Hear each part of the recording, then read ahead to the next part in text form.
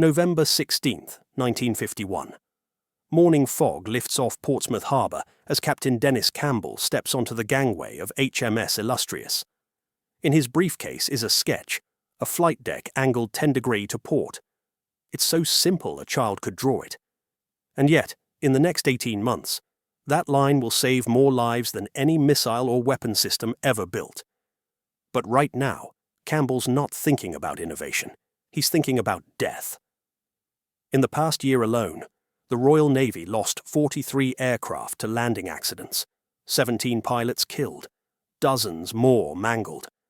Every single crash happened in the final 30 seconds of flight, that sliver of time when a pilot flying 140 mph tries to catch an arresting wire on a moving deck. Miss the wire, and there's no second chance, just a steel barricade 60 feet ahead, waiting to shred your aircraft, or worse, plough you into a pile of parked jets and fuel trucks. And the British weren't even the worst off.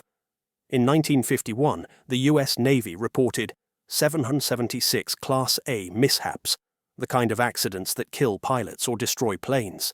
That's more than 2 deadly crashes a day during peacetime. The Korean War only amplified the horror. One ship, USS Boxer, suffered 7 barrier crashes in a single deployment. USS Princeton lost 9 aircraft in 4 weeks. On straight-deck carriers, the math was brutal. Miss the wire, and you hit the barricade at full throttle. Or you crash into the aircraft parked just forward of it. Either way, someone dies. The technology was moving faster than the tactics. Jets like the F-9F Panther landed 40 knots faster than propeller-driven fighters. Their engines took 7 seconds to spool up from idle, an eternity if you needed to abort. Pilots had to land power on, maintaining thrust during approach just in case. But if they missed the wires, there was no time to climb out. Landing signal officers, LSOs, would stand at the ship's port quarter, waving paddles like desperate traffic cops. But the physics didn't care. If a jet was too low, too fast, or too high, it was already too late. A wrong move and you didn't get a do-over. You got an explosion. Everyone saw the problem. Admirals, engineers, pilots. They all knew carrier aviation was at its breaking point.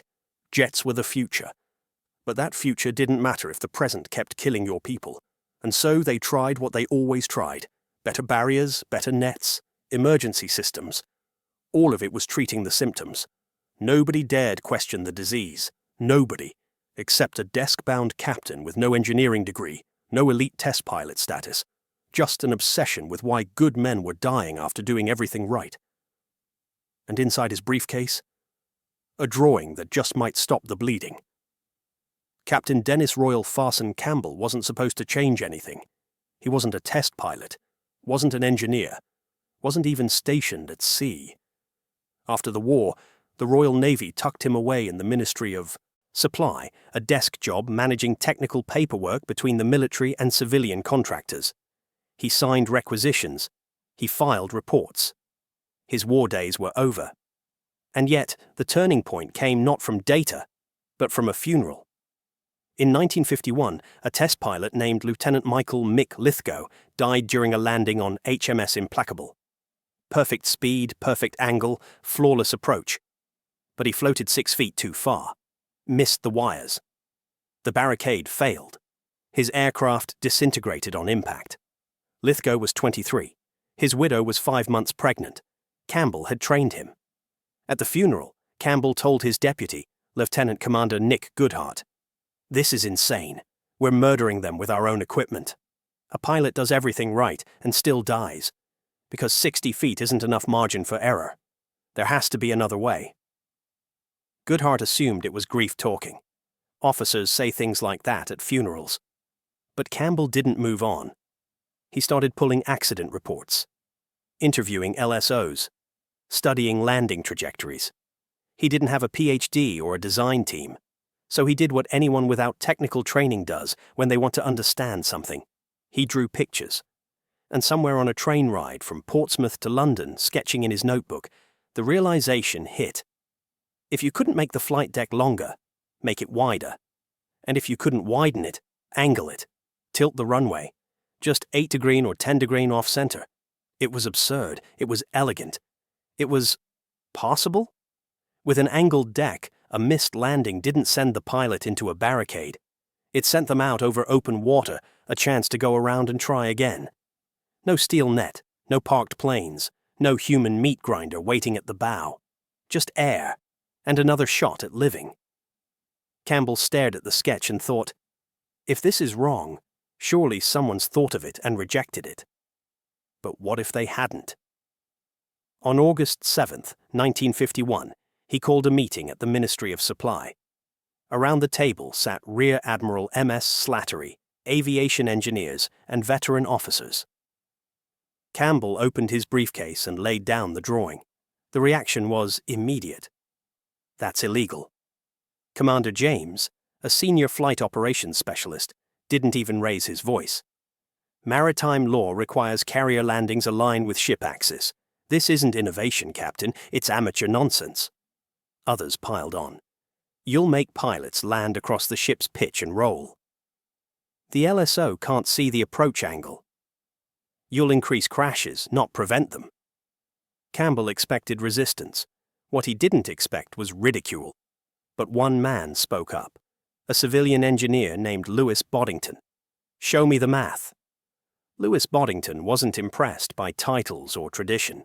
He was an engineer, and to engineers, opinions don't matter. Data does. So, when the room dismissed Dennis Campbell's angled deck idea as reckless, Boddington didn't argue. He challenged. Show me the math, he said. You claim pilots will fight drift on an angled deck? Prove it. 8° offset, 12° roll. Calculate the drift over a 30-second approach. The room went silent. No one had the answer. Then we test it, Boddington continued. We paint the angled deck on HMS Triumph and run simulated landings. If the danger is real, we'll see it. If it's imaginary, we stop killing pilots for no reason. Rear Admiral Slattery wasn't convinced. If your painted line causes a crash, this program ends. So do your careers. Boddington didn't blink. And if it works, sir, then we stop burying men who did everything right. The gamble was set. In September 1951, HMS Triumph departed Portsmouth. She hadn't been structurally modified, just repainted. A simple white line stretched across her flight deck at an 8° angle. No wires, no barriers, just a visual outline. For 3 weeks, pilots performed touch-and-go landings, pretending that angled path was the real landing zone. The results stunned everyone. The drift problem didn't exist. Pilots adapted within 2 landings. There were no accidents, no incidents, just a new, unfamiliar feeling. Control. For the first time in years, carrier pilots were flying approaches without the constant dread of crashing into a barricade or another aircraft. Lieutenant Peter Chilton, one of the test pilots, would later write, I came in too high, floated right past the wires, and for the first time in my career, I wasn't terrified. I just pushed the throttle forward and climbed away. No barrier waiting to kill me, no fireball, just sky. I felt like I'd been given my life back. It was the kind of test where the silence spoke louder than the data. No crashes, no drama, just relief. The angled deck worked. It worked in theory, it worked in simulation, and now it worked in practice. By early October, the results were undeniable. The Royal Navy had just proven a revolutionary concept, using paint. But they weren't the ones who needed it most. Because while Triumph's test was a success, it wasn't enough. The pilots dying in the highest numbers weren't British, they were American. And the US Navy, proud and battle-tested, wasn't exactly known for taking advice from across the Atlantic. If this idea was going to survive, it needed more than a test. It needed a champion who could stand in front of the toughest crowd in aviation and convince them to abandon everything they'd been taught. That man was Eric Winkle Brown, a test pilot who had landed more aircraft on more carriers than anyone in history. And he was about to tell the US Navy that their carriers, Their procedures and their doctrine were killing their own men. September 14th, 1951. Patuxent River, Maryland. Inside the U.S. Naval Air Test Center, 40 American carrier pilots sit in folding chairs, arms crossed, eyes sharp. They've heard the rumors, some bizarre British idea about landing planes sideways. Most expect a waste of time. Then, Commander Eric Winkle Brown walks in. Royal Navy Chief Test Pilot, holder of every British carrier landing record that matters. In another room, his credentials would command instant respect. Here, they barely buy him silence. Brown wastes no time. "Gentlemen," he says, "in the past year, how many of you have hit the barricade?" A few hands go up. Then more. Soon, over a dozen arms are raised.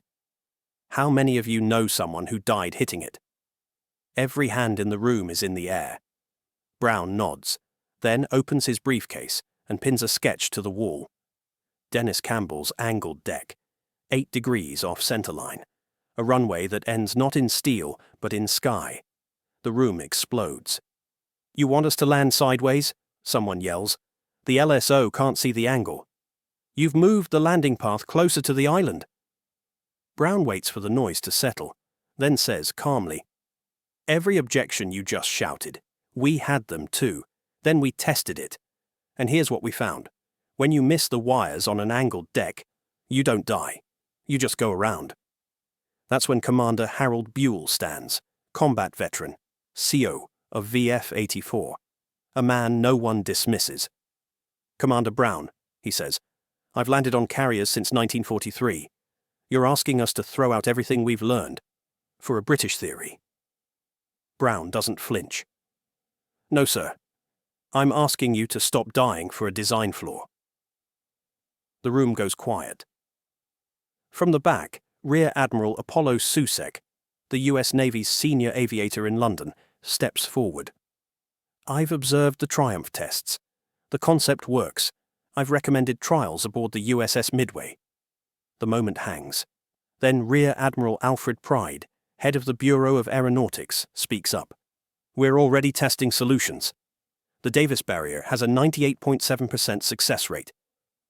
Brown interrupts. 98.7% of what?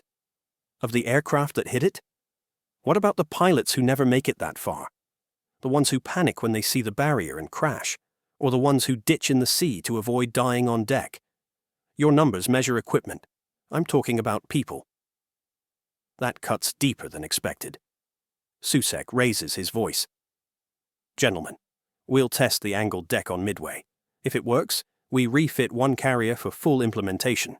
If it fails, we shut it down. But we will not keep killing pilots to protect outdated doctrine. Are we clear?" A pause. Then Admiral Pride nods. "Agreed." The meeting ends. Brown packs his briefcase. He's just staked his career on a painted line. What he doesn't know is that in 90 days, that line will lead to the most important transformation in the history of naval aviation. January 12, 1953. Off the coast of Guantanamo Bay, Cuba, Lieutenant Commander Harold Buell guides his F-9F Panther into the landing pattern behind the USS Antietam. He's made 42 carrier landings before, but this one feels entirely different. Because this time, the runway isn't aligned with the ship.